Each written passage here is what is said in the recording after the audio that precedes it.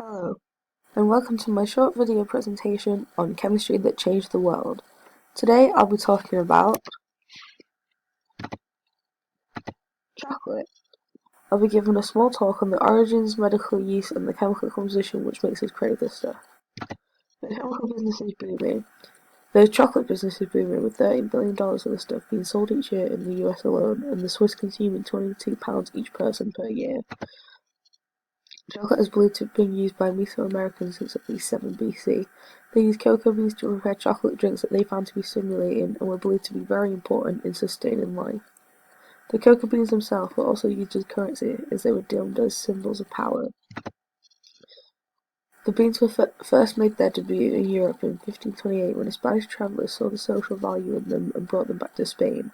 Slowly, the trend of drinking chocolate made its way through Europe and eventually became very fashionable.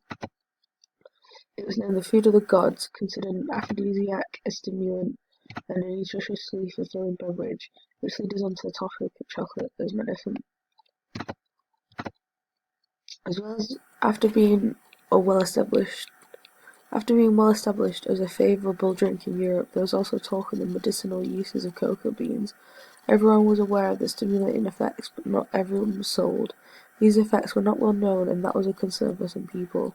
It has been documented since the 16th century that cocoa was used as a medicine in Mexico before it was brought to Europe, and used to treat cases of angina, constipation, and indigestion, just to name a few. But this was completely different medical knowledge compared to Europe's standards, and as time went on, more and more sugar was added to counteract the bitterness. Therefore, patients were starting to gain weight, which at the time was considered a good thing, and it was thought to cure stomach illness. This meant that chocolate was starting to be considered as one of the main sources of sustenance to those who could afford it, and everyone was starting to come to terms with the benefits of chocolate, with its appealing taste making it hard to argue against. Chocolate manufacturing began to grow, but as more and more varied ingredients were added, the skeptics started to wonder how pure the natural medical benefits would be. As more milk and sugar was added with every new recipe to mask the bean's bitter taste, people started to criticise the high sugar content, which led to tooth decay and gum disease, and now, in the modern day, is linked to obesity. So what exactly is in chocolate? Chocolate is made up of over 400 compounds, shown in the table. As the cocoa beans are processed, they go through several chemical and physical changes. For the chocolate flavour to be developed, the beans must be fermented. Several biochemical changes happen to provide flavour precursors, which react to form the substances which give chocolate its flavour. Nitrogen-containing flavour precursors are produced in the anaerobic phase, such as amino acids and peptides. During the aerobic phase, acetic acid is formed. Proteins and polypeptides react to give it its brown colour. The beans are then dried, removing moisture, and the acids are removed, removing some bitterness from the taste. After they have been dried, the beans are then roasted, in which a set of reactions take place, sometimes referred to as browning reactions. There are 3 stages of roasting, and they are responsible for producing chocolate's flavour, texture, and colour. These figures show examples of the many reactions that take place during these steps. The next step is tempering, in which the chocolate is cooled and obtains its final texture.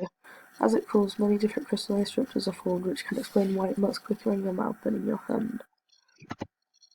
So why do we crave it?